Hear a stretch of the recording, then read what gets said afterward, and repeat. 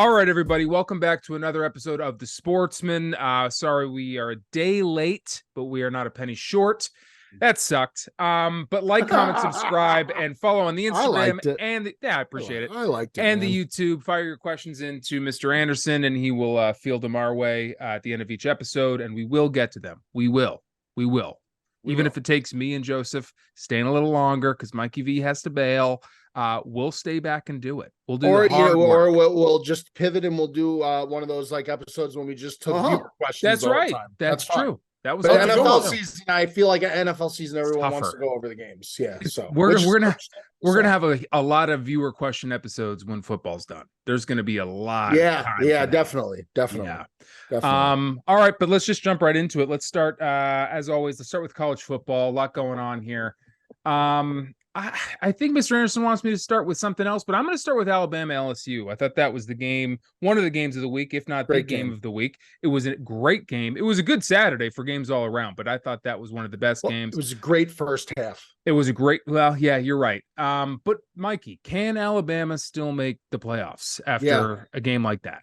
Yeah, I think they can.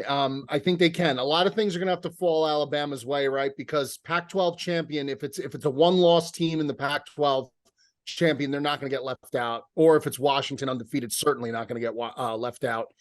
But Alabama is going to get a lot of respect. Alabama is Alabama. I know they stayed number 8 in the playoff poll this week. Not much changed in the college football playoff rankings. The top 4 remained exactly the same. Bama stayed at 8. But that win over LSU was a statement win. They finally figured out what to do with this Bama offense with Jalen Milroe. I mean, I'm watching this first half and I'm like, how did Bama lose to Texas? And I had Texas as a playoff team. I had Texas as a very good team. But if this kid's going to play like that and he runs a 4.4 at his size and they play defense, listen, they couldn't stop Jaden Daniels in the first half either. It was a heavyweight title fight, and the offenses were just exchanging blows, and defenses couldn't figure out how to stop the quarterback run. They couldn't. But that's the killer in college. If you have a quarterback who could throw and run at an elite level, you're going to be in the mix if you're one of these powerhouse schools. You're just going to be you're going to be right there up until the end. I think Bama can still make the playoff ticket. In fact, I think they are possibly one of, if not the most dangerous teams in the country right now. I would not want to play out. Who are they going to beat out? Florida State? I think they could beat Georgia. I think this Bama team could beat Georgia. Georgia, to me, listen, I'm not saying Missouri's not a good team. I'm just saying that Georgia-Alabama SEC championship game is going to be a great game, and I will not be surprised. I'm going to tell you this. If Alabama is a bigger than 4-point underdog in that game, I'm going to take Alabama fucking money line in that game because I just was very impressed with what I saw. And then second half, they must have made the adjustments because LSU stopped scoring. Now I know the cheap shot hit on the quarterback and all the controversy surrounding that, blah, blah, blah, whatever. But I just was very impressed with the Bama offense and this kid Milroe. I mean, he was running like it reminded me like a Terrell Pryor or like Cam Newton. Wow. I mean, he was just. You know the problem, they didn't give him enough chance early on in the season. Yeah, they jumped the gun too quickly. Yep, and they didn't let him play his style of football. Yep. And now you're seeing he was by far their best option. It was never a question. Yes. Yeah, to answer the short answer ticket, yes, I think Bama can make the playoff. I do. And I do. Again, things are going to have to fall their way. They're obviously going to have to beat Georgia. They're going to have to win out, which I don't think will be a problem. You know, the Iron Bowl always could be a weird game with Auburn, but you run the table, win the Iron Bowl, and then you go and beat Georgia in the SEC title game, and they're in. They beat Georgia in the SEC title game. Georgia's undefeated. They're in. They're in. By the way, if they do make the playoff, you got Nick Saban as your coach. Yeah, they're back in the game. That's what I said. I mean, they are. If they make it, they're the team. Nobody's going to want to. Nobody's going to want to play them. Nobody. Yeah. Forget about Michigan. Forget about Ohio State. Nobody's going to want to play them. Nobody. Well, let me ask you this, because there's always a team every year that is obviously one of the best teams. They just didn't show up one week and they get a loss and they miss the playoffs or they miss the national championship game. It sucks because they're obviously one of the better teams. They just had a bad week. But in college, you can't do that. But Mikey, TCU did last year. That's right. But Mikey, regardless, and Joe, regardless of records, regardless of anything, just from what you've seen, the eye test, what would your top 4 be right now? Both of you guys, regardless of record, regardless of anything, what would your top 4 be? In no particular order? No particular order, but what would your top 4 best teams, best games be? Ohio, in no particular order, Ohio State, Alabama, Oregon, and I think Florida State looks good, man. The ACC is just so, like, they're just so down. The eye test, if tickets talking just eye test, Michigan, Ohio State, Alabama, and Oregon for me. I know Washington beat Oregon, but the way that game was mismanaged by the Oregon coach, I just feel like Oregon, I don't think Oregon will lose again. I don't. I think they'll run the table. So to me, I think they're I think they got the better defense than Washington. I just think it was coaching malpractice on those 4th downs, and then the decision to the last sequence of plays there with Bo Nix on their last possession. I think those are the teams: Michigan right now, Bama, Ohio State, and Oregon for me. No disrespect to Florida State; they're right on the cusp. I'm not trying to disrespect an undefeated Seminole team. I'm not. So don't get that twisted. I just think like Florida State's just going to waltz in. They are, because Clemson, they beat Notre Dame. Notre Dame's had to run the gamut this year. Their schedule has been murderer's row. So they upset Notre Dame. Good for them. But outside of Clemson and North Carolina, I don't know. The ACC is just, I don't know. I'm not impressed by them. So those are my 4. Joey D. I mean, I don't think you can take Georgia out. I think they're the defending champions. Obviously, and yes, they're on the cusp. Georgia and Florida. Just the eye test, though. Just because they've had a weak schedule. We can all say it. I mean, they look like one of the best. Very weak. Yeah, okay. I put them in. I think Michigan, to me, and again, they haven't played anybody, but to me, has looked like the best team. They obliterate everyone they play. They do. I mean, they do. They look now. It's going to be interesting to see how they play against a better team. I think Penn State could be in that territory too. I mean, I think Penn State could be on the cusp and take over a team like Florida State. I think if you put Penn State versus Florida State, I would not be surprised if Penn State wins. I think so too. So things get real interesting if Penn State upsets Michigan this week. Things will be very, very. Well, that's what I'm saying. But they have a team. They had a down game. Aller played like shit against Ohio. Now Ohio State, I think, they were the better team in that game. Their defense played out of their minds. The defense played out. I mean, the defense has been playing well all year, but Penn State's good on both sides of the football. So yes, they are. I would say Georgia, Michigan, Ohio State, and then I think it's a toss-up between Florida State and Penn State. I really do. I think either of those teams could be in great. There. I don't know if I said it on this show, but I think I definitely said it to the Jet that if that Penn State Ohio State game was an 8:00 game, I'm not saying Ohio State wouldn't still win, but that would have been a much more compelling game into the 4th quarter. I think that would have been a much different atmosphere.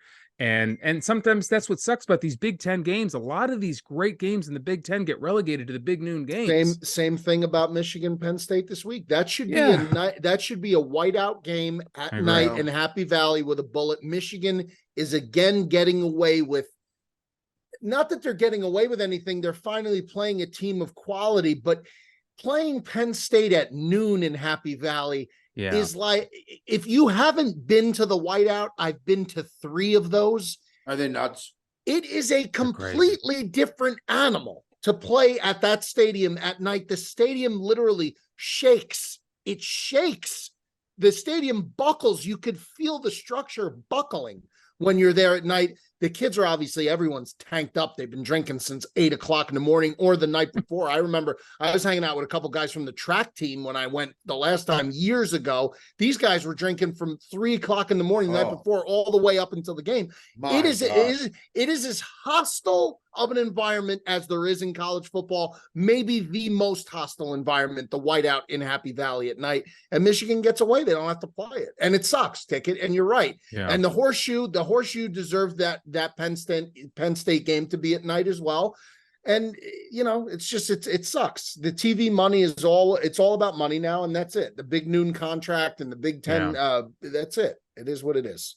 Yeah, I've been to no more games in college than Penn State, Happy Valley, and that place, even when it isn't a whiteout, it's a special place. Those guys go fucking nuts, crazy. To address Mikey V's Oregon and Washington, I think obviously Michael Penix Jr. is a Heisman candidate and very well could win it. Yeah, but on the defensive side of the ball, they're just, to me, they don't look as dominant as any of those other teams I mentioned. And same thing with Oregon. Like, they have such a good offense, but I think if they play any of those other teams, I don't think they have the defense to stop them. I really don't. And I think they're the least of those big high scoring teams, USC, Washington, Oregon in the Pac-12. I think they're the best defense of the three. That's why I would say Oregon to me is the team that I would like to see represent the Pac-12, because I think they would have the best chance, only because I think their defense is out of those three. But then, fans from UCLA and Utah will tell you, well, what about our defense? But Utah got blown out by Oregon, so they're out of the conversation. Yeah. Yeah. And Notre Dame, I used to think was good. And then after this week against Clemson, I'm sorry. That's tough. That's a bad loss. Notre Dame. It's a bad loss for Notre Dame. It really is. That's a bad loss for them. They shouldn't have lost that game. That was bad. It was bad. Yeah. I mean, they deserved to lose. They got beat up, but I'm just saying, I really didn't. That line was so fishy. That line was so fishy. I think you got to start pointing the finger at Freeman over there, right? Marcus Freeman? Yeah. Yeah, that'll happen. He said what? Well, but he's been there, what? Is it 3 now? Is this his third season? I want to say this is only his second season. It may be his third, though. It may be his third. You may be right. All right. Well, second or third, man, you got to have a program like Notre Dame back in line, man. And Hartman also doesn't look great either. That's part of their issue as well. Guy could never beat Clemson. That was the knock on him from Wake Forest. I mean, and it turned to be true again. It's not a bird. It's not a plane. It's the most revolutionary ball trimmer the world has ever seen. Gentlemen, our friends over at Manscaped have been working night and day to bring you a below-the-waist grooming experience like none other with their brand new Lawnmower 5.0 Ultra. We're talking about a next-generation trimmer with interchangeable blade heads for whatever shave your mind can imagine. AI is cool, but I think this may be the most technological advancement the world has ever seen. Upgrade your grooming game to the Ultrasphere this year by going to manscaped.com for 20% off plus free shipping when you use code SportsmanPod. High tech for low places. That's Manscaped. Guys, take a look at this puppy. This is one of the more beautiful pieces of machinery you could ever imagine. This is the gold standard of groin grooming. And guys, we know how nerve-wracking it can be when you're in the shower and you got to take care of business, make yourself presentable for the evening. You cut in the wrong spot, it's all over. With the Lawnmower 5.0 Ultra, those worries go out the window. Let me tell you right now, get your hands on one of these. Get 20% off plus free shipping with the code SportsmanPod at manscaped.com. Again, that's 20% off and free shipping with the code SportsmanPod at manscaped.com. I can promise you've never seen a ball trimmer look like a spaceship. Get yours today from our folks at Manscaped. All right. Well, before we get to NFL and we move on, this might actually be a good segue into that. Is Caleb Williams, USC, is he falling apart? Is he absolutely decimating his draft stock? Is what he's doing over there with Lincoln Riley and USC? I mean, they're getting embarrassed compared to where they started the season. Joey D, what do you think about USC and more specifically Caleb Williams? I mean, you look at him, a month ago, and now you look at him now. What a bad several weeks he's had, and it's not just the on-field losses. I think it's like him coming out and saying he wants equity in teams and stuff, like he's the best player in college football. Then he loses 2 or 3 games in a row. And then he's crying in the stands with his mom. I mean, it's just a tough look. And I feel for the guy, because at the end of the day, we say this on the show, is you got to remember they're kids. But at the end of the day, too, they're the highest level of athlete. And I think that he's just not conducted himself in a manner that, is making me feel as like a young athlete going into the NFL that he's going to be super successful. I mean, it just looked, I mean, he's had a couple tough weeks. You know, if you're going to be a guy under pressure, a guy who's expected to be the number one pick overall, you got to be able to play through adversity. You got to be able to come through. You got to be tough. And he's crying in the stand. I'm nothing against crying, but it's just the manner at which he holds himself. It's almost like he's just like, I don't know. You go from the highest of highs to the lowest of lows. You got to show that you have that internal integrity, that you can overcome some bad weeks and be like, you know what? We've had a bad go at it. I still believe in this team. I'm going to still do my best, and we're going to give everything we got. To me, that's a guy who's ready to go out there and be a number one pick. Because you see, look what Bryce Young's going through with the Carolina Panthers. It ain't easy. If you're a first overall pick, you're likely going to a team where you're not going to be successful. You're not going to, you're not going to have an overload of success early on. You got to have thick skin, like Mikey V said. And I don't know. It's not been a good show in the last month for Caleb Williams in any shape or form. Yeah, here's the thing about these kids now, and that's what they are. They're kids. And I could always overlook the crying thing because a lot of these kids, collegiate sports, they cry. You know, a lot of these kids in the NCAA tournament, you see it all the time. The kids are crying when they get knocked out of the tournament. College, here's the unfortunate reality for these kids. If you want to be getting paid millions of dollars on NIL deals, like, you're going to have to deal with the fact that you're no longer like an amateur athlete. You're getting paid as a professional at this point. You're getting endorsements. You're getting, all these deals and all this money. Like, that's the thing. Like, you want that. Certain things come with that. Certain responsibilities come with that, and expectations come with that. Caleb Williams, to me, this year is just having a real difficult year. It proves a couple things. It proves how difficult it is to repeat a Heisman campaign, why it hasn't been done since Archie Griffin did it in the 70s. It's almost impossible. It's extremely, extremely difficult. He ran into a buzzsaw situation this year with playing in the same conference as Penix and Bo Nix, two extremely talented quarterbacks in the same conference that are high-powered offenses. And Lincoln Riley, I mean, USC is just not, they just don't play any semblance of defense. And that's not Caleb Williams' fault. That's Lincoln Riley's fault. And shame on USC for giving this guy a 24/7 standby private jet. Shame on USC for buying him a $200 million house. Shame on USC for giving him the keys to the university in the city when the guy hasn't won a goddamn thing at USC, and the defense has gotten worse, if that's even possible. Where is the accountability for Lincoln Riley? Lincoln Riley is the guy that should be getting called to the carpet. This is a horrific job by somebody who was paid as if he's Urban Meyer, as if he's Nick Saban, as if he's Dabo Swinney, as if he's one of these top, and he's not. He's not won a damn thing. Shame on USC. It's on them. The egg is on their face. Caleb Williams is just, he's running into a buzzsaw. He's got tremendous Heisman quality candidates playing against him in his own conference, and he's got a coach that can't assemble a defense. It's not his fault. Well, yeah. I mean, I think I saw a stat where the offense is averaging something like 34 points a game, and they're still losing football games. I mean, in college, that's low. I think that may be low. I bet I wouldn't be surprised if they're averaging more than that, but they got to be letting up like 35. Oh yeah. Their defense is atrocious. It's non-existent. It's non-existent. It is embarrassing. You're watching a USC football game with 2 minutes left to go in the half. Washington scores or an opposing team scores, and you're like, okay, that's probably the score before halftime. And then at halftime, you see the score, and there's another touchdown. Yeah. And you're like, how did that happen in the span of a minute? Yeah, you're right. You're right. Insane. I mean, you know what everyone says when they're a new coach? It's not my kids. It's not my kids. My kids. But, we'll see. It was premature to give Lincoln Riley all those things, especially what is he? What is he, like 41 years old? what is he? Is he like 38 years old? I mean, the guy This didn't. guy is Did the guy win? Did the guy win a national championship that I didn't know about?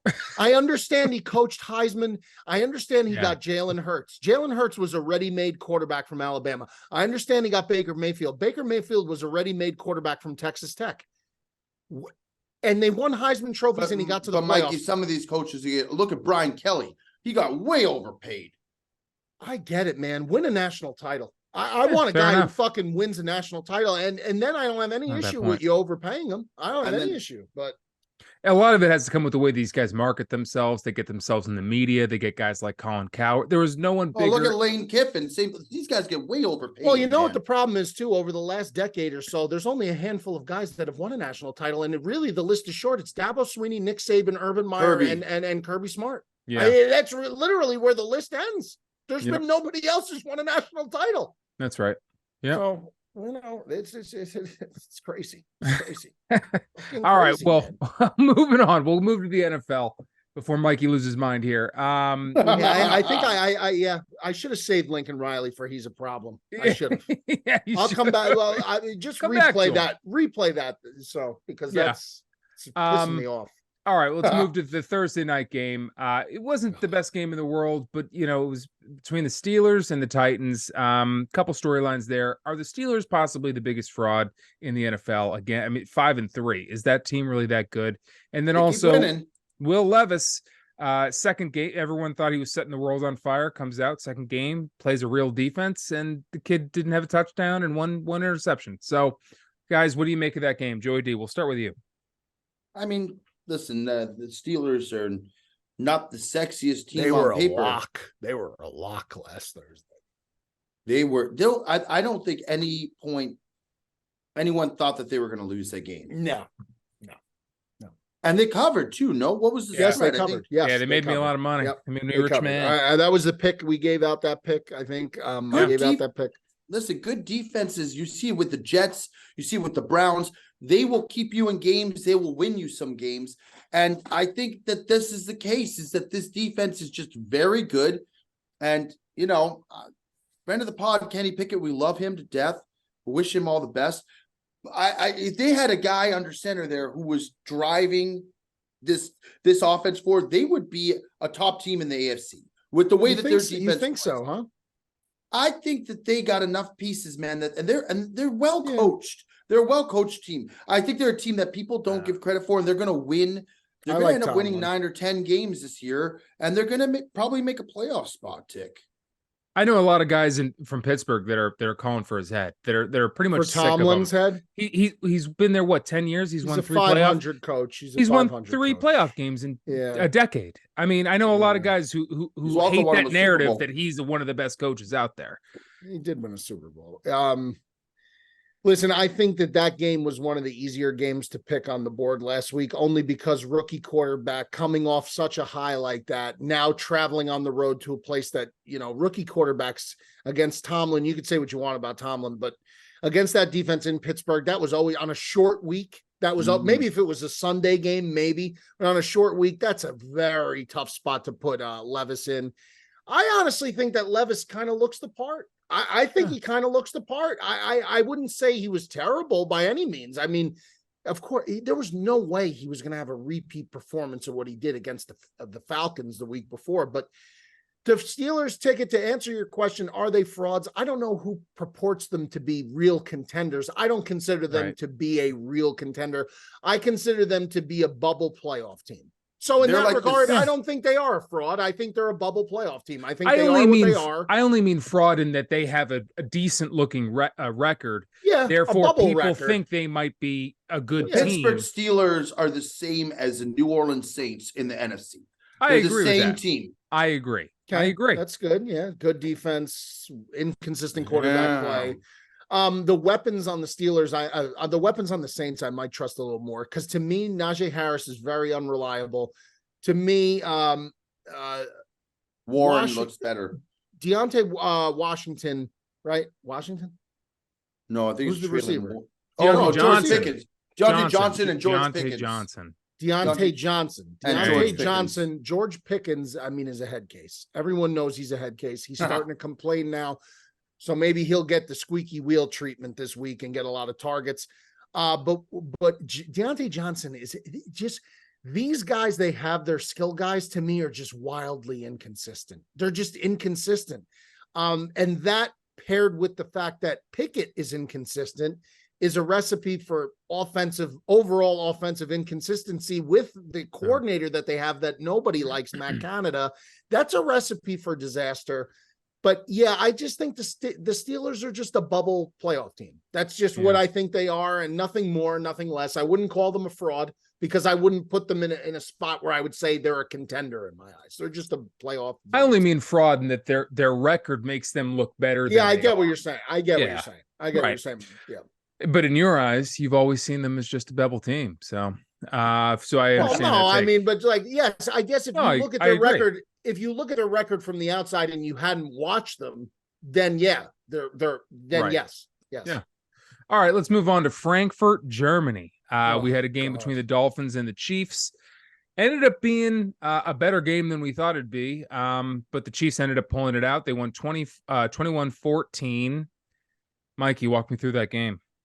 Well, I was at Disney on Ice for that game. I had Disney on Ice tickets. We took the kids to Disney on Ice, which was great. That early in the morning? You were at 11 a.m. show on purpose. Wow. Yeah, on purpose that was done, because it's either that or like a mid-afternoon show on Sunday. That's not good. So we went to that. I was following it along on my phone. I was actually streaming it at one point on my phone because I had a bet on it. The Miami Dolphins, the encouraging thing is that the second half they played defense and they shut the Chiefs down in the second half. That's the encouraging thing. The discouraging thing is what happened in the first half, that they were completely inept, both sides of the ball pretty much. And the fact that Miami still just can't get over this hump, and they can't get this albatross from around their neck of the fact that they can't beat a team with a 500 or better record. That all their wins are against sub 500 record teams. That narrative is not broken still. And I think until it does get broken, just you want to talk about a team that just is really, that's a team that we need to be talking about. Is that a fraud? Are the Dolphins a fraud? Because they have not beaten anyone. Every time the Bills, the Eagles, the Chiefs, they have to beat a good team, and they just haven't done it. They haven't done it. Tua looked really bad on that last drive. Awful. He looked bad the whole game. So I'm concerned about the fraud alert in Miami. I am, and I have dear friends. Two of my closest friends are diehard Miami Dolphin fans, and man, they're just distraught because this team opened up the season like gangbusters, and I mean they just cannot get it right against good teams, and that's a problem. It's a problem. Joey D. The Miami Dolphins, they're like looking at a brand new shiny car that has an engine that doesn't work. They look good. They you want to think that they're at the top level of some of these other teams, but they aren't. And it all starts with Tua. It seems like he doesn't come up big in these big games. He doesn't make the big play. There are a couple times, specifically in the first half, overthrowing balls, not making the right decisions. And their defense isn't something to lay your hat on. We've talked about it before. Now with Howard back and Ramsey back, they looked more competent on the corner side of the ball. And they shut down Kelsey completely. But it's like, who's going to step up and make a play? And a lot of people love Mike McDaniels. I don't like, he doesn't get into the game, man. Every time they pan over to him, he just looks like he's zoned out, like he's stunned. I don't know, maybe it's just his characteristic, but he doesn't look like he's trying to fire the team up. A weird guy. Just a strange dude. I don't know. And it's like, when you have a game like that, you need, like, let's go, somebody yelling on the sidelines or somebody like sparking someone. Now they came back, so they obviously made the halftime adjustment, but they're not in the same category as a Bengals team right now that looks as good as anyone, as a Chiefs team that has experience. As I don't even think the Bills, I think if they play the Bills again, they would lose. So you talk frauds. I agree with Mikey. That's a team to start looking at pretty closely. Yeah, especially coming off a loss like Kansas City did last week. I mean, and not spending anywhere near as much time in Frankfurt as the Dolphins did. It was a good win. It was a really good win. All right, boys, and on to one of the best games of the week. I think we thought it coming in, and it certainly didn't disappoint as the game unfolded. The Cowboys went to Philadelphia. Eagles came out victorious, but it was a tough game. It was a tough game all the way to the bitter end, as Joey D knows. Joe, I mean, I know you had a back and forth bet going in that game. Looked like no one wanted to win it towards the end. Walk me through it. The Cowboys, they lost that game for themselves, because I'm telling you right now, the amount of like, you don't ever watch the Al Pacino like speech, like you win and lose by a matter of inches. That was this game personified. They literally, between the 2-point conversion where Dak stepped out of bounds on the 1 yard line, which I don't know how he even did that. There's no one around him. And then the catch by that Schoenfeld, which was on the half-yard line with his knee down, which should have been a touchdown on 4th and 1. They should have won that game. They were dominant in the first half. They looked good. They played a solid game. And I'll tell you what, I normally come on Dak. I thought he played a very solid all-around game. He made big-time throws when he needed to. The defense on the Cowboys side played good. And then the fact that Philly let them that close with the amount of time that they had left, getting was it a 15-yard penalty towards the end? It was like a collapse of all collapses, and yet they win the game. And again, Tick, I'm going to go back to saying what I've said all the last several weeks on this podcast. When you win ugly games, you're a good team, and it doesn't matter if it's sexy. It doesn't matter if it's a blowout. Now, obviously, you don't want to win every game like this, but they just keep winning, man. And the defense, they managed to find a way to shut them down, got a big-time sack at the end of the game. You guys came out victorious, and you know what? That's all that matters at the end of the day. So, good game, though, man. What a game. A couple things turn around a different way. The Cowboys easily could have been walking out there with a massive win, and all of a sudden people could be talking, but such is life, you know? Mikey? Yeah, it's short and sweet. The football is a game of inches. They call it a game of inches for a reason. And you saw that fully on Sunday. I expected a high-scoring game. It was a pretty high-scoring game. I expected it to be a tight game. It's a divisional rivalry game, two of the better teams in the NFC. Eagles, the home team, and they managed to squeak it out. I mean, against all odds, the butt fumble or whatever that was with DeAndre Swift. I mean, listen, Dallas should have, in my opinion, yes, did Dallas shoot themselves in the foot? But really, I mean, the Eagles, to me, I mean, it shouldn't have come down to Dallas having a chance at the end. Dallas shouldn't have had a chance at the end. The game should have been over. The Eagles did that to themselves. It was a mistake. Again, the Eagles just keep they just keep rolling though, and you know, I hope Jalen ain't too banged up, Tick. I hope he's not really fucked up with his knee or whatever's going on with him, because I still think they're the team to beat in the NFC.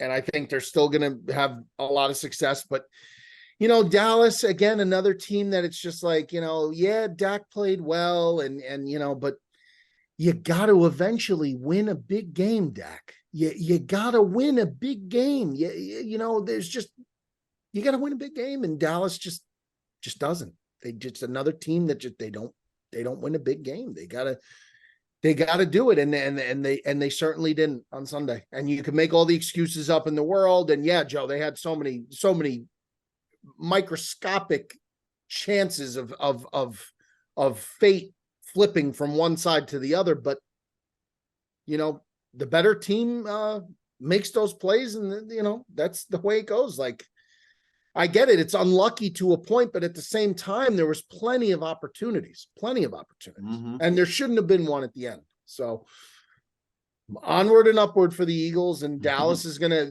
you know, the Dallas fans are still gonna have their opinions about who's best for this team moving forward, and why they can't win these types of games. And, you know, it's got to be tough. That's a tough spot, because they have the horses, Dallas. They certainly have the horses.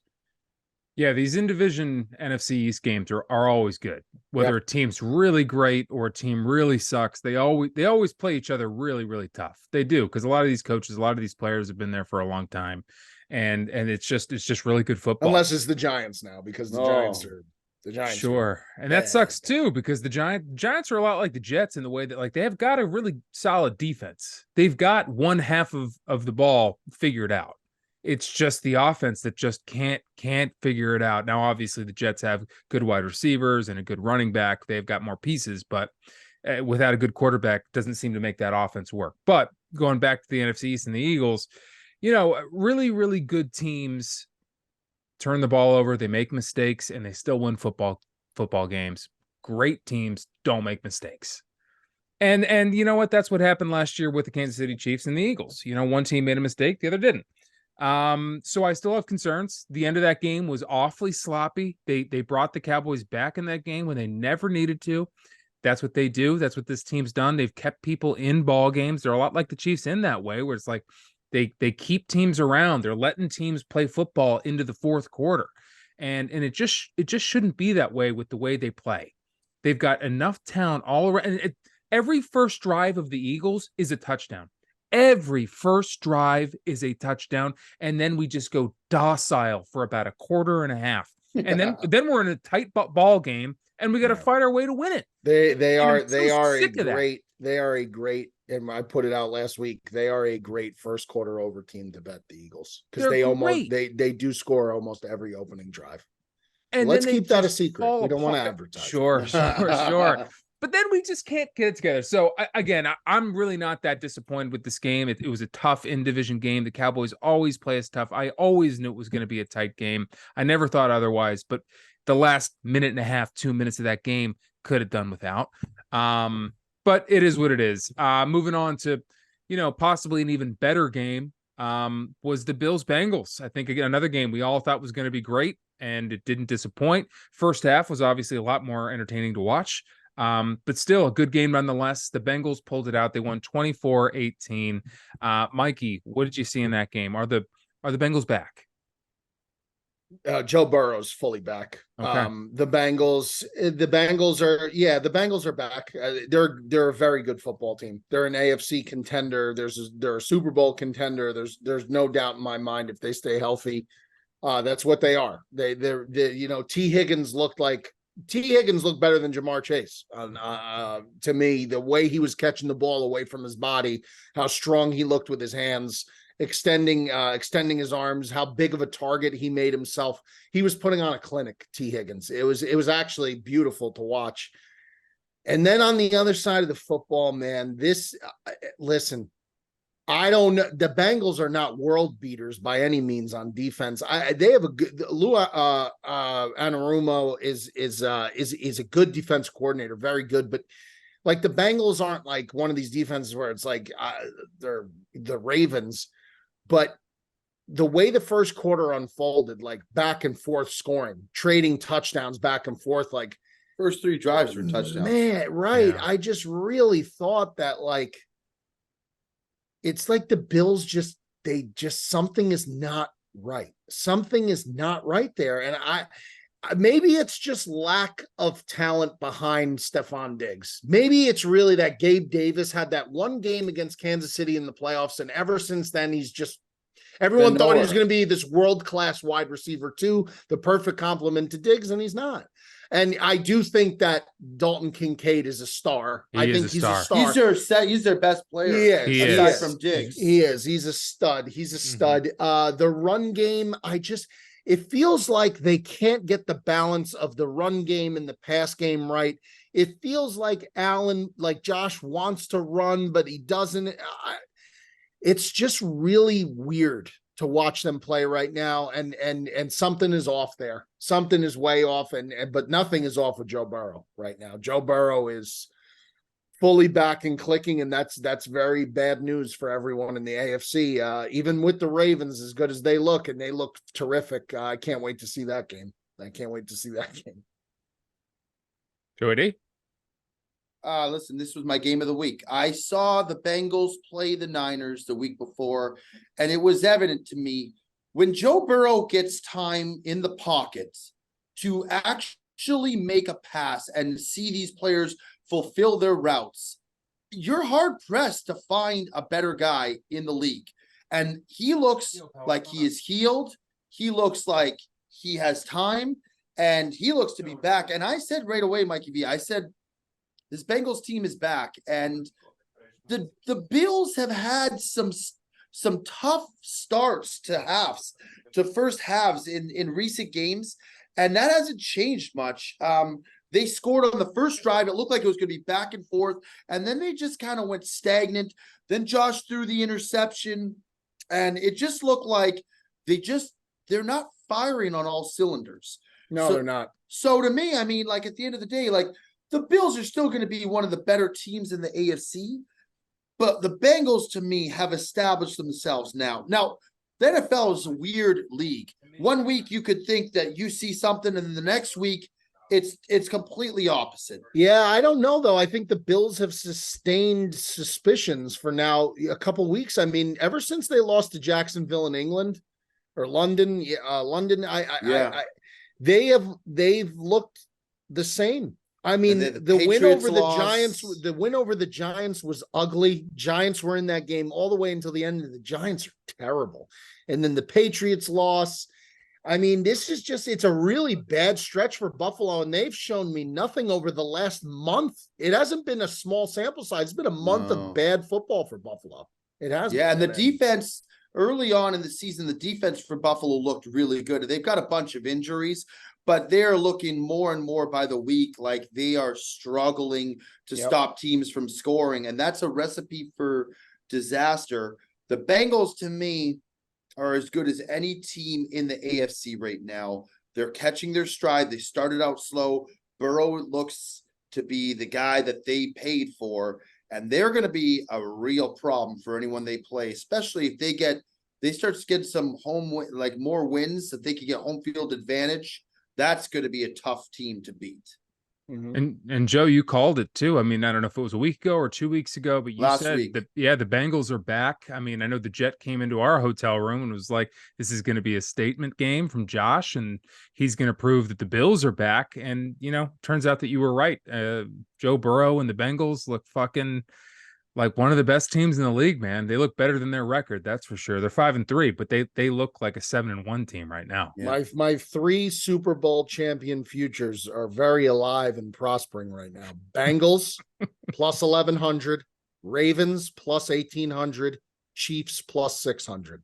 Those are my 3 Super Bowl futures, and all 3 Ravens looked real good this week. Ravens are pulverizing people. Yeah. They're running the ball on people without Dobbins.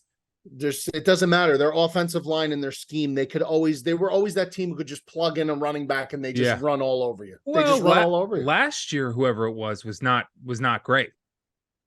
Whoever was running the ball, was it Gus? I thought Gus Edwards also got hurt last year. Everybody got hurt for them. Everyone got hurt. And that's why nothing looked good last year. Nothing looked good. All right. Well, I know we're going to keep it a little shorter this week, so we won't get to any more of the games from last week, but we'll talk about this week. And if you want to reflect back when we go through these games, by all means.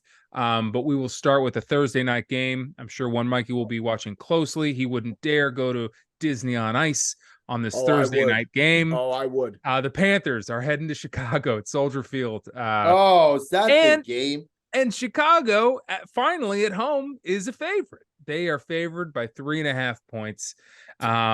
Mikey, who you got in that game? They'll get murdered on that hook. If you're going to bet that game, first of all, you're not intelligent. If you're going to bet that game, you should not bet that game because Justin Fields is not playing.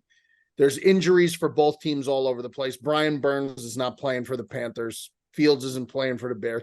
It's just a game that you shouldn't bet. The over-under is 38.5. It's not even. What is it? Yeah, 38.5. Yeah, take the under. If you're going to play anything, I'd play the under in this game. The hook will kill you if you take Chicago. Now, Chicago, don't get my words twisted. This is a must-win game for the Bears. You cannot allow Carolina to get another win with the way the Giants look. The Cardinals, I think the Cardinals will get a couple wins because Kyler's coming back. I think he's good for a win or two.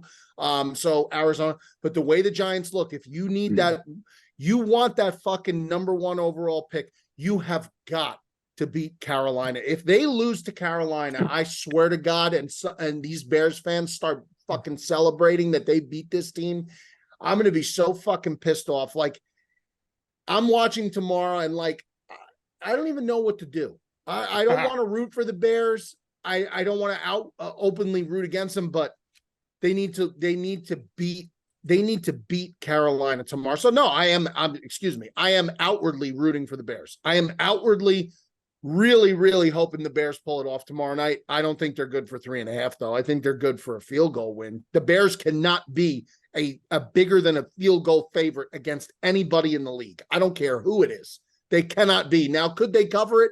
Of course, anything could happen, but it's a must-win game for the Bears. Got to keep Carolina at 1 win. You have to. So you're taking the Panthers though, plus 3.5?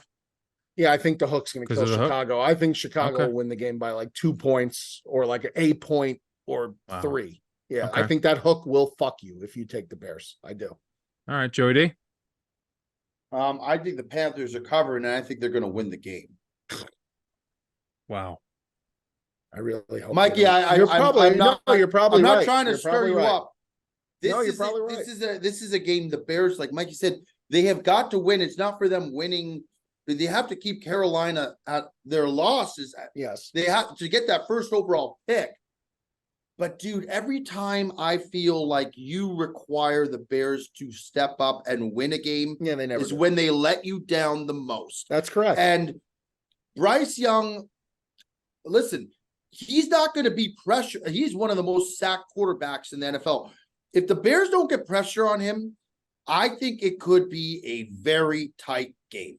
And the Bears are one of the worst teams at getting pressure. So it's going to be interesting to see what gives. But the Bears Montez Sweat has to have a big game. He's got. I would maybe bet him to get a sack. I wonder what the line is on that. Maybe that's a good bet. And you know who also I think would be a good bet is maybe a Deontay Foreman touchdown play against his old team. He looks pretty solid. I would take the Panthers. And listen, if you're taking the Panthers with the points against the Bears, why not just jump on the money line? I would stay away from this game, though. I would stay away from this game. Me too. What a terrible game for Thursday night. Garbage. A lot of the prime time, a lot of the big games, the Sunday night, the Monday nights, the Thursday night. They've been. Well, when they scheduled it, it was interesting originally. It's an interesting thing to schedule originally because the Bears made that trade. Bears made the trade with the Panthers for that first overall pick. Panthers got Bryce Young. Bears got DJ Moore.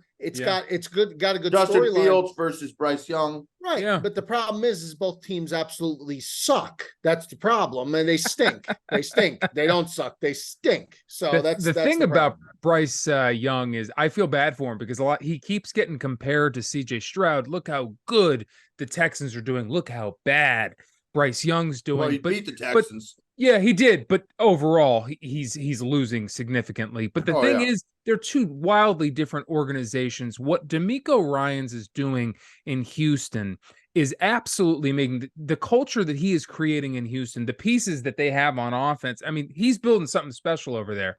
Meanwhile, the Panthers, Ron Rivera left them in an awful spot. Matt Rule was one of the very worst head coaches in the league. And now they have a guy in Frank Reich that I love him. In my opinion, he won that Super Bowl as much as Doug Peterson did for the Eagles, but it's unproven whether he's a good head coach. So I feel for Bryce Young, and I don't think it speaks to him being any better or worse about CJ Stroud as of yet. I just think the two players were scouted completely wrong. Stroud is a 6'3" carbon prototype NFL quarterback. He could go through every progression, and people didn't realize that because Ryan Day's system, he didn't have to. He only had to make 1-2 reads like every other Ohio State quarterback. But Stroud had that capability. Stroud could fling the ball. And Bryce Young, for things to work for Bryce Young, first of all, he is a very small guy. Very, very tiny guy. You don't see quarterbacks in the NFL succeed when they are that small. Well, Russell Wilson, Drew Brees, yeah, but those are Kyler Murray worked for a while. How's he been working out lately? This is what I'm saying. That there's far fewer of those players that work out versus the ones that do. Baker Mayfield was another one. Look at where he is.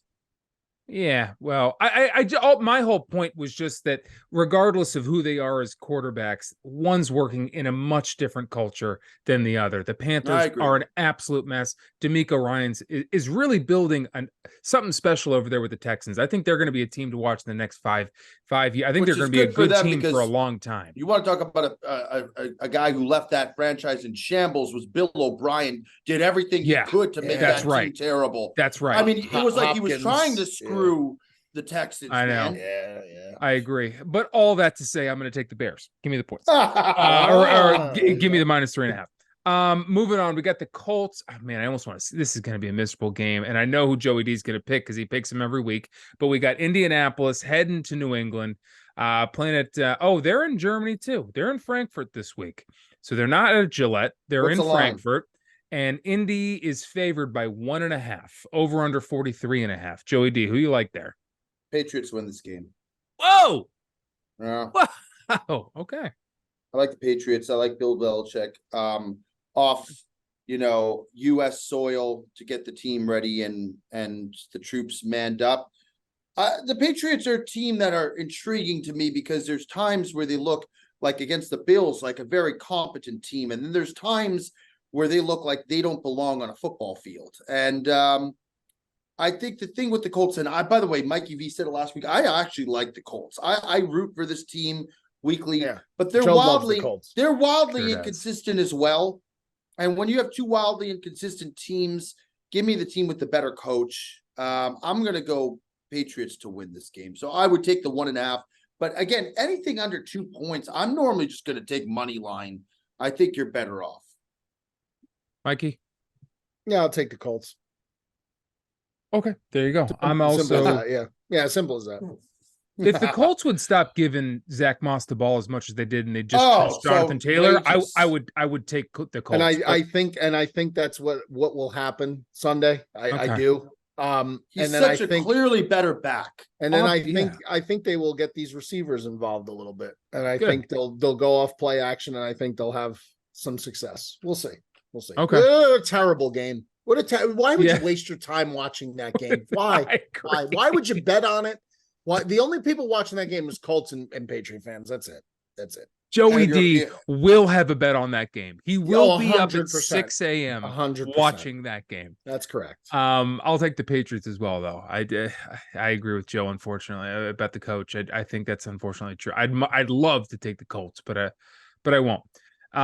Texans heading to Cincinnati this week. Cincinnati is a 7-point favorite. Mikey, who do you like there?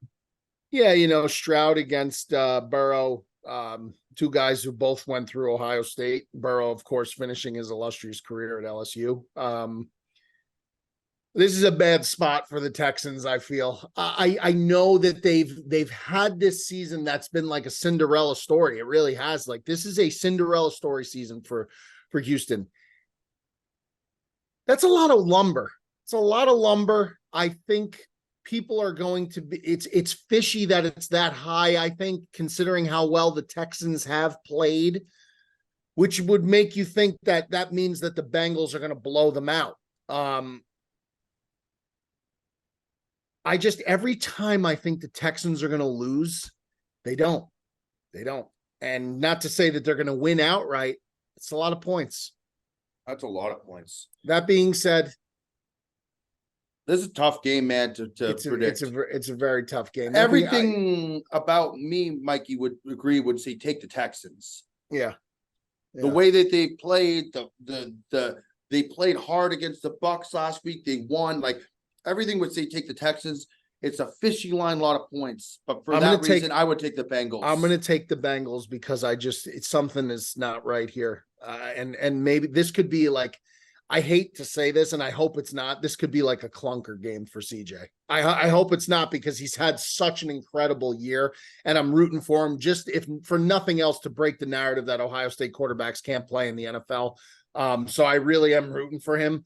but I love Burrow. Burrow's probably my favorite player in the league. I fucking love the guy. I think he's awesome. So I'll take the Bengals. I'll take the Bengals with the points.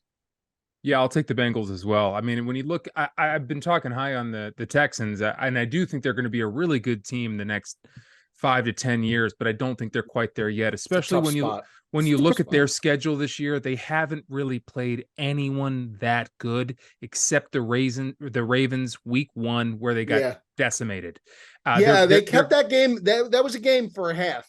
It was, game. But then yes, they got and destroyed. their big statement win was a nice one against the Jags, but that was sort of before the Jags figured out who they are, and now they're playing a Bengals team that just did find out who they are. I'm gonna take the Bengals. I think it's the right decision. Moving on, we're gonna go to the Saints in Minnesota. The Saints are a 2.5-point favorite here, despite what Josh Dobbs just did. That's wild. Joey D, who do you like there? God, man, I almost want to make this my game of the week. Oh, yeah. Home dog? You going with the Vikes? It's such a preposterous line. It is. I agree. But here's the thing is that Dobbs, everyone's going to overreact to how he just played. And he's either going to come out and light the world on fire and he's going to be like legit. The Vikings have found a diamond in the rough. Or he's just going to be bad. And I tell you what, man, the Vikings should be the favorites here. The Vikings have won 5 straight games. The Vikings are the team that look like they're trending upwards. The Saints are not a sexy looking team at all. They barely won a game last week that they should have won easily. And against your Bears, Mikey V, and I'm sure you watched it. They gave the Bears every chance to come back and win that. Yeah, the Saints. I was at home. The Saints were not impressive at all. The thing is, though, I just don't know if I can trust Dobbs that much yet.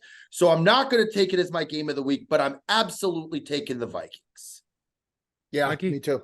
I'm taking the home dog. I'm taking Minnesota. I think it's wildly disrespectful to Minnesota to have them as a home dog to a team that to me is like the Saints. The Saints may not score 17 points. I understand the Vikings defenses are not world beaters, but that's just who the Saints are. The Saints could go out and not score 17 points the whole game. And if that's the case, the Vikings will beat them. They will beat them on Sunday. Now, I know Justin Jefferson came off IR, but he's still not going to, from what I understand, he's not going to play Sunday. They're not going to rush him back, which they shouldn't, but I don't think it matters. They've been winning without him. Jordan Addison has looked incredible. Hawkinson looks good. Hawkinson's a monster. Minnesota with points. If you're giving me a team that everything Joe said and at home and you're giving me points against that team. Yeah. This should be my game of the week. It really should, but are you going to do it? No, I'm not. Cause I got another game I'm taking. All right. The Saints are the most back and forth Jekyll and Hyde team. Every time you think you know who they are, they come out next week and be a team that you just didn't expect them to be. When you think they're good, they fucking lose. When you think they suck, they come out and somehow fucking win. And it's the most infuriating football to watch. And I've stopped watching Saints games ever since they fucked me about 3 weeks ago. I think Joey D and I were on a game together, and I was like, fuck this shit. But that being said, I also said a few weeks ago that I thought Josh Dobbs was a pretty good quarterback. Even in Arizona, he just made a few boneheaded errors at the end of every game. Like, why would you fucking do that? But he's a talented young man. I mean, I like the way he plays the quarterback position for about 90% of the game. And, the Vikings, they've got some pieces too. So it's a fishy line. It makes you feel weird about it. It makes you feel like you don't know something that they do, but I'll take the Vikings too. Give me the 2.5. All right. The Packers are heading to Pittsburgh. Pittsburgh coming off that win against Tennessee. They are a 3.5-point favorite. Joey D, how do you like that game? Yeah, unfortunately, the Packers just won a game, thankfully, against a quarterback who I don't know if he could have played in the CFL, let alone the NFL. I want the Packers to do well. That Steelers defense is going to light up Jordan Love. It's going to be a long day for us. It's 3.5. 3.5. Fuck it. I'm going to take the Packers. I'm gonna go against everything I just said. Yes, you are. 3.5. I'll take the Packers to cover. I think the Steelers win, but the Steelers offense is not, we just talked about it. It has not been that good. They haven't looked that dominant. And I think the Packers can hang around long enough that maybe, they lose by a field goal. Give me the Packers to cover. Why not? Mikey? Yeah, I'll take Pittsburgh. I'll take Pittsburgh to cover. What Joe said is why I'm surprised he didn't take Pittsburgh. I just don't see Jordan Love doing anything in that situation. I mean, listen, if Aaron Jones, goes off, then he goes off, but I can't see Jordan Love doing much against that defense. I just can't. Just 2.5 or 3, I would take the Steelers. That extra half point doesn't sound like much, but I think it's just enough that it could. I think if I were to take the Steelers and buy it down to 3, I'd feel pretty confident. Yeah. All right. I'm gonna take the Steelers as well. I don't like anything that Matt LaFleur is doing with that offense. I don't like anything about that offense, even regardless of Jordan Love. I don't think he's done anything good with that. Jordan Love, you got to let him play his style of football, man. And until he proves that he's going to start doing that, I can't bet on the Packers ever, especially not as an away team here. So yeah, give me the Steelers. Titans heading to Tampa Bay. Tampa Bay is a 1-point favorite, basically a pick 'em here. Mikey, who do you like? Levis having to go on the road again in Tampa. Tampa getting embarrassed last week. Well, defensively, they got embarrassed by CJ Stroud. It's a good game. Actually, I think it'll be a decent game. And you know what? I'm going to take the Titans. I think the I just don't think Tampa's good. I just don't think Tampa's any good. If Stroud's going to do that to them, I think Levis could have some degree of success. I think Levis learns a little bit from what happened in Pittsburgh. And I think Tennessee wins the game. That's the right pick, Mikey. I hate Tennessee because they're so inconsistent, and I've gone against them more than almost any other team this year when I'm making my pick selections. But Tampa Bay is just not. You want to talk fraudulent based on their record? That's fraudulent, dude. They're not it. Their defense is susceptible for big plays. I actually think Derrick Henry could have a big game here. And I think they could control the possession. Baker Mayfield is going to make a mistake or two for sure. I would take Tennessee here. I think that's the right pick. Okay. I'm going to take Tennessee as well. Moving on here, we got the 49ers going against the Jags. 49ers, 3-point favorite here. Joe, who you like? Where's the game? It's in Jacksonville. It's in Jacksonville. I'll start off. I'm taking the Jags. The 49ers, you want to talk about a team that has lost their way in the last several weeks. They look lost. Now, Deebo Samuel, I think, is coming back this week. I pray to God because I have him in fantasy, and the guy's been on the freaking IR for half the freaking year. But the Jags, to me, look like a team that are starting to figure things out. And I think at home, I think they can cover this spread. I really do. I think the Niners are kind of lost. Brock Purdy's making more and more mistakes. He went from making no mistakes early on and looking like he just couldn't screw up to now he's turning balls over. He's making bad plays. I think the Jags cover here. I really do. What's the total in this game, Tick? 45.5. I tell you what I like. I like the under. I like the under a lot. To the point where that's my play of the week is the under in the Jaguars San Francisco game. Yeah. I like that. And I say that because number one, teams have had 2 weeks to prepare for this game, right? I believe they're both coming off the bye, if I'm not mistaken. Yeah, that's right. I think that the addition of Chase Young with Nick Bosa and Eric Armstead on that front and Hargrave, that's going to be difficult. I don't care how good you are. That's going to be very difficult to contend with. San Francisco has to be rallying around the fact of how they've been embarrassed, quite frankly, the last couple of weeks that they've played. Jacksonville still is a good team. They're a very good team. So Jacksonville's going to play well too. And I think and on the flip side, I don't see San Francisco just scoring at will on Jacksonville on the road. So that's the reason why I really like this under a lot. I'll probably end up giving this out as a pick as well. That's how much I do like it. And picking for the spread, I'll pick just because I have to pick. And I'll take Jacksonville, but the play here for me would be the under and forget about the spread. Okay. This sucks for me either way because Joe took the Jaguars. If Trevor Lawrence comes up short, he's just going to chew in to Trevor Lawrence next week. And if they win, he's going to be right. I'm going to actually pick against my guy. I think the 49ers remember who they are. I like them to come back after the bye. Kyle Shanahan has them right. I like them to win by 3 or more. Yeah, if this is a close game, there's no way that total goes over. If this is a close game, there is no way that total goes over because San Francisco, I don't think right now is functioning in a manner in which they could score like that. I don't. There are also times where the Jags just forget how to play offense. Like just Trevor Lawrence just looks terrible. And I'm like, this is the guy that I love, that I bet on, so it's, I like the 49ers to come out here. I think they're going to work well off the bye. Give me the 49ers. Cleveland heading to Baltimore. It's going to be a good game. Baltimore is a 6-point favorite, over under 38.5. Mikey V, who you like there? I like Baltimore. And I know people are going to just say, well, here's the thing. That's a lot of lumber in a divisional game, especially. It's a lot of lumber. But my thing is that I think if you want to talk frauds, I think that the Cleveland Browns defense in particular is the biggest fraud in the entire league. 1 week, they look like the 85 Bears.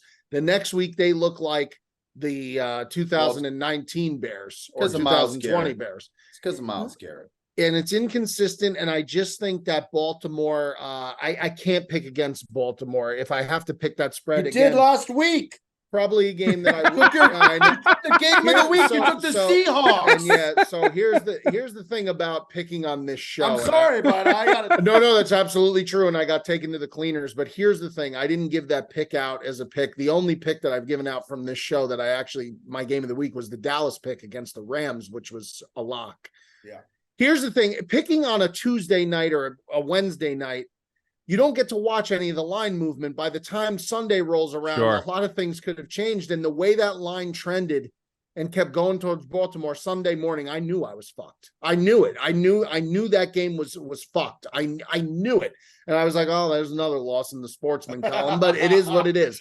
Happily, people aren't paying for this, and I'm not losing people money with my picks. That's right. But yeah, no, this week, Baltimore, I think it is a lot of points for a divisional game. I do, but I just think Cleveland, I don't like them at all. I don't like them at all. I think they're terrible. How about that? I think they're terrible. You said that last week too. What about Cleveland? Yeah, you fucking hate them. You just hate them. I do. They beat up on Arizona with Clayton Tune at quarterback. Sure. Yeah. Good luck with doing that against Lamar. That ain't going to happen against Lamar. But it's a divisional game. Divisional games are fucked up. I would advise not to bet this game. That would be my advice. But if you do, I would go with the Ravens. Give me the Browns. There you go. Yeah, I'm just feeling the Browns. I mean, I think the Ravens are riding pretty high right now. Don't have a lot of reason behind it. I just like the Browns. Yeah. All right, the Falcons are heading to Arizona. Atlanta is a 1.5-point favorite in Arizona. Joey D, who you like? Arizona looks terrible. Kyler Murray might be playing this game, no? I think he's going to play. It looks like he's going to play. And Arizona's favored, or they're no. Atlanta, they're dogs. Atlanta's a 1.5. If Kyler Murray plays and Arizona's a home dog 1.5, I'll take Arizona. If this Clayton Tune guy plays, it's going to be a bloodbath again. Okay, Mikey. I mean, I know that's an if, but Kyler's first game back, you never know what could happen if he plays. I mean, it could go so many different ways, so many different directions. What's he going to look like? Nobody fucking knows. James Conner back, which is big. I think, for Arizona. That's Atlanta's the bigger. Also not very good. Right. Atlanta's wildly inconsistent. I think they're better served with Heineke at quarterback than Ritter, of course. But the fact that they just refuse to use Bijan Robinson is just mind-boggling, mind-numbing. So yeah, I'll if Kyler plays the same thing, I'll take Arizona at home. I will. Yeah, give me Arizona as well. Moving on, we've got Detroit playing the Chargers in LA. Detroit is a 3-point favorite coming off the bye. Mikey, who do you like there? Listen, this is a weird game for the Lions. I think this Chargers team. The players that they have on this offense, some of these guys like Parham and Eckler and Allen and Johnston, they have some studs on this team, and it looks like things are starting to click a little bit more for Herbert. I'm concerned for the Lions in this game. I don't think the Lions will win this game. You said the Lions are favored? 3. Yeah. 3 points on the road. Mm-hmm. Yeah, no, I'm going to go ahead and give me the Chargers with the points as a home dog. I just think this is the Chargers' time right now. And I'm not saying that Detroit's going to go off the rails. I just think this is the Chargers' little run. I think that they're going to go on here. That's the sense I'm getting from watching them the last couple of weeks. I'll take the Chargers getting 3 at home. I actually love that. I do. Dude, what's the total in the game? 48.5. Oh, this thing's skyrocketing over that. That is, I wanted to take the Lions as my play of the week, as my pick of the week. Wow. I might do a double pick of the week. I might go Lions to cover and the over 48.5. But I would say the over is, to me, is the give me the over 40.5. That's my pick of the week. Okay. That's the better. I think that's these the better defenses. Play. These defenses are going to give up a lot of points. 40.5. I think this game's gonna be like 54. Okay. All right. But beautiful. I would, if I'm picking a team, I would take the Lions. But I do agree with Mikey. This is a weird Chargers team, and they just played a much more difficult defense in the Jets than they're going to face against the Lions. Now the Lions coming off a bye, over 40.5. That's my pick of the week, though. Perfect. All right, I'm going to take the Chargers as well. We got 3 more afternoon games. Let's do a little rapid fire on that. Get it moving. Let's do Giants heading to Dallas. Dallas is a 16-point favorite. Joey D, who do you like there? Dallas. Okay. Mikey? Yeah, I mean, listen, Tommy DeVito, as much as I want to love him, Cedar Grove, New Jersey, Italian kid.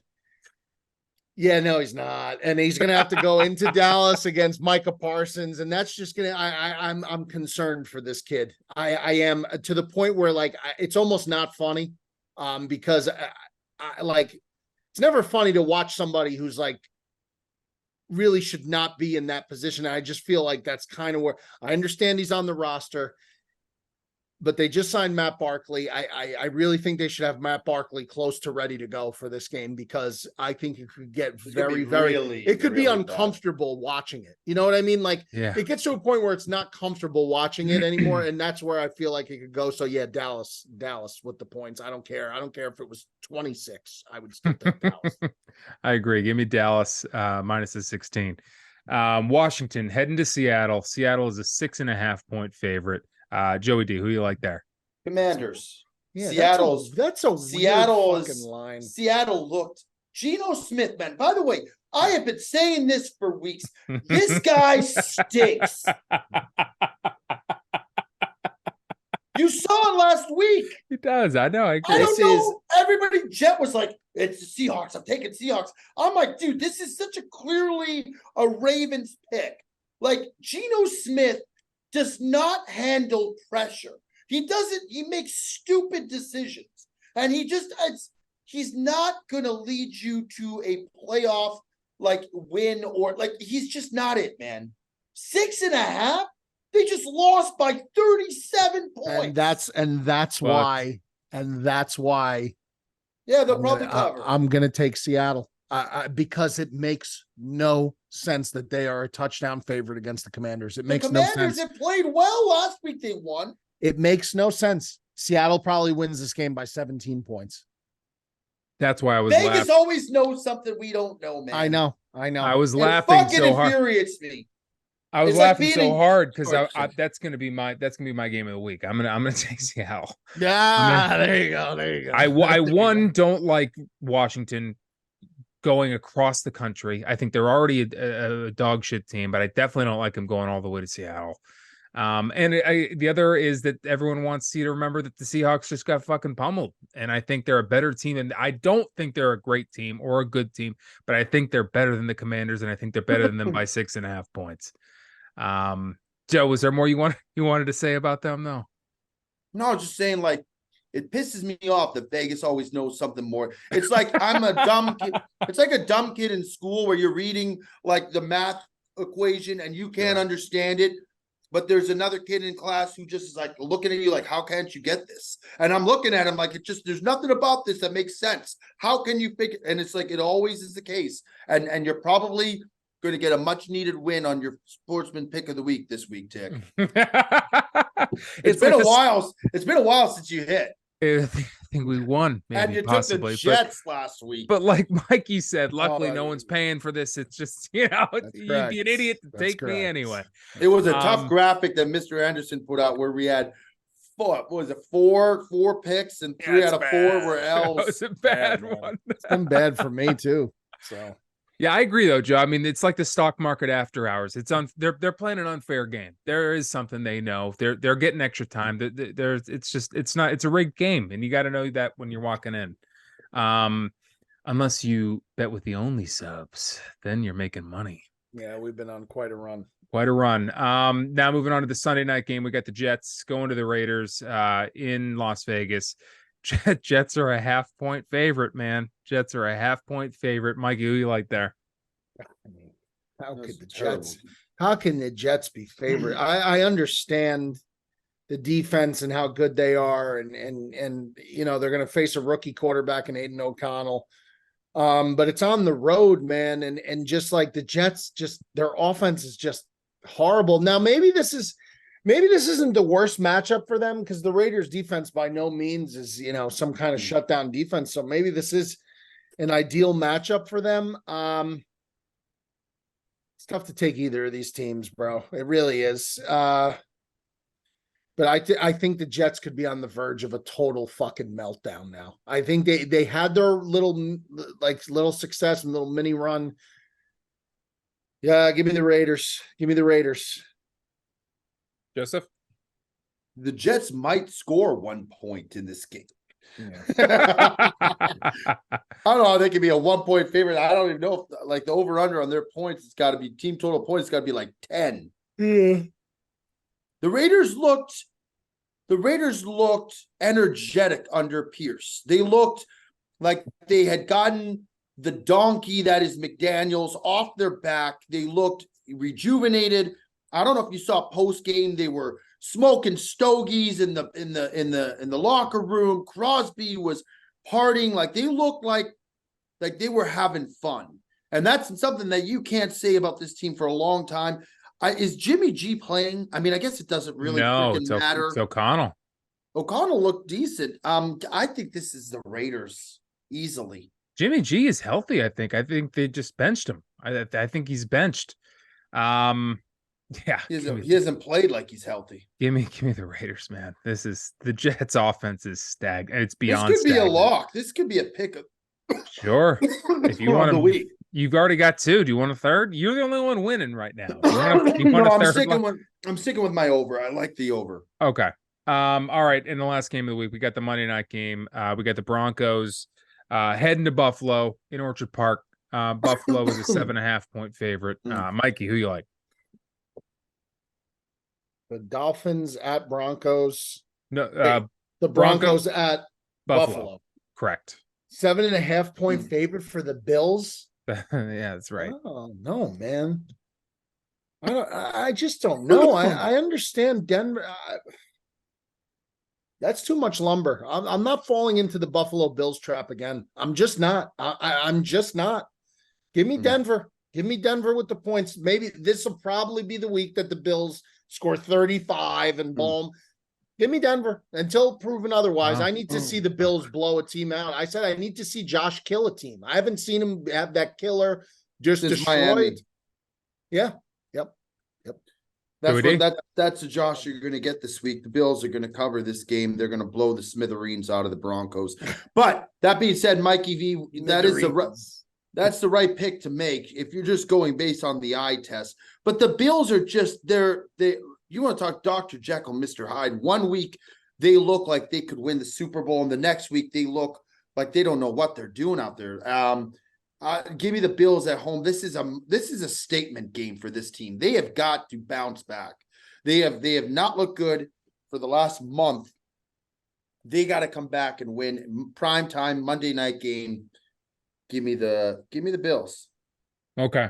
I know we want to get out of here, but we've missed the last few weeks. We got to do Who's a Problem. Keep it as short as you want. Mikey already sort of gave his. Maybe we my can just problem replay is that Lincoln back. Riley and Mr. Anderson could just replay my rant on Lincoln Riley. He's a king without a crown. That's what he is. He's a king without a crown, and he'll never get the crown because he stinks. Joey D. My problem is college football kids, man. The inconsistency that these guys play with. Notre Dame, man. I can't get over this, man. This game I can't get over. You talk about a team that is as bad as Clemson. They have looked horrid all year. And, I'm going to tell you what's a problem is betting on college football is a problem because you're bound to lose money. And every Saturday I get banged. So that's my problem. That's my problem right there because there's no consistency. You never know what you're going to get. Teams that have spreads that are like blowouts. Yeah. You think you're going to get a blowout, and then some dumb shit like the Michigan game happens where Purdue couldn't score a field goal, scores a touchdown at the end of the game. Featured on Cuz He's Cooler this week. They were the highlights. That shit don't happen in the NFL, man. That shit rarely happens in the NFL. It seems to happen all the time in college football. So my problem is betting college football games and expecting results. You can't. Yeah, listen, this year in college, my record in college this year is 24-18. It's okay. It's over 500. It's okay.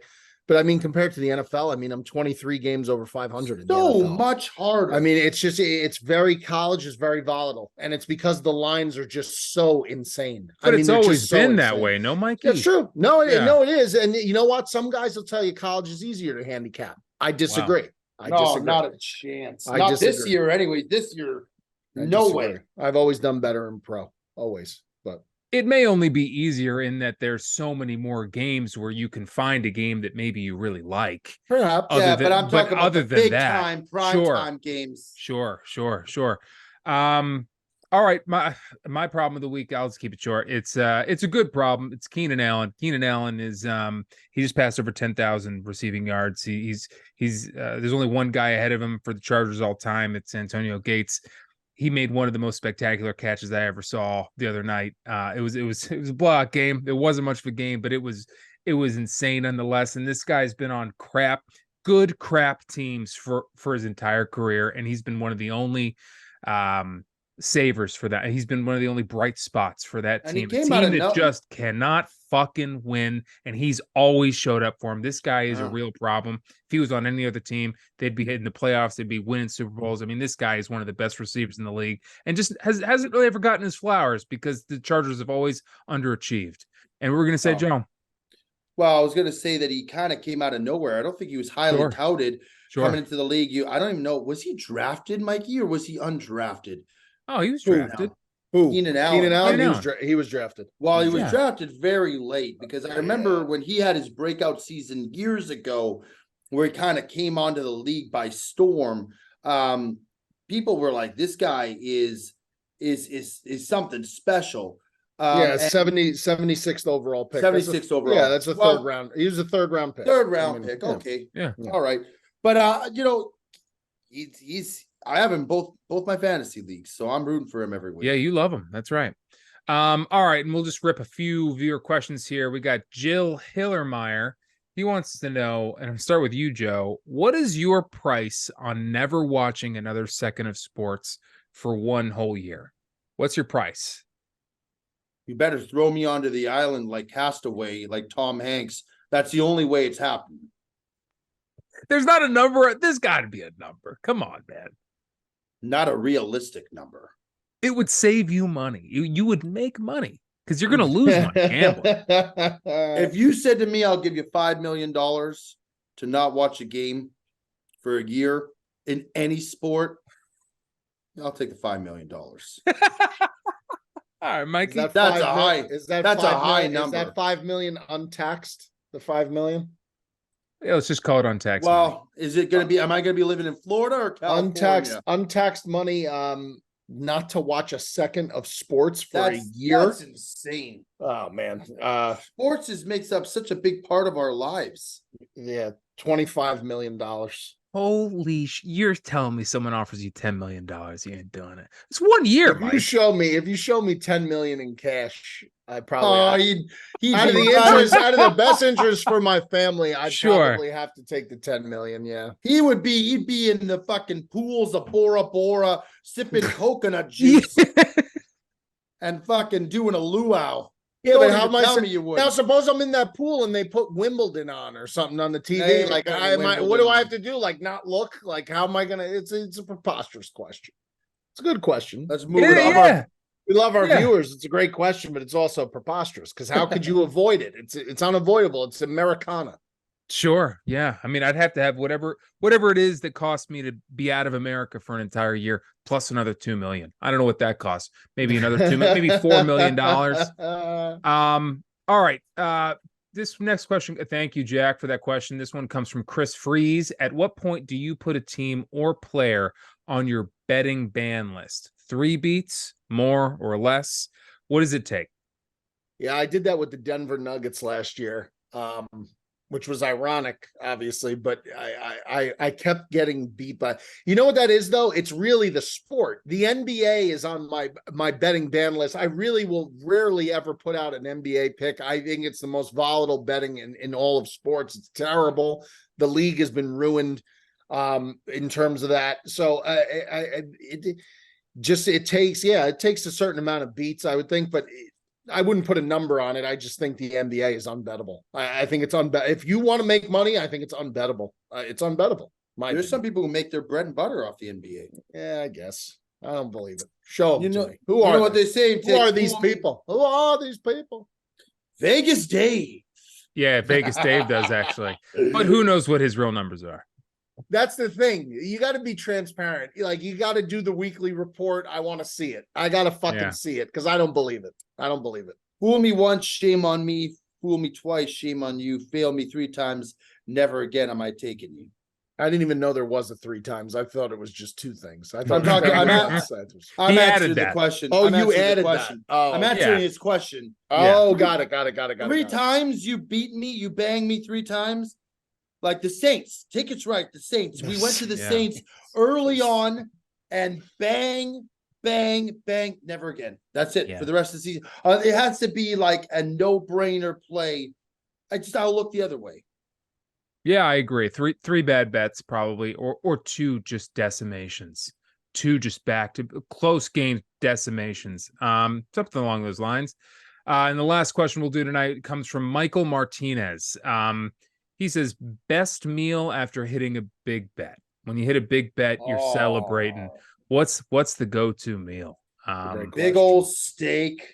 Wow. Some sides. Give me a glass of Cabernet. That's outrageous, man.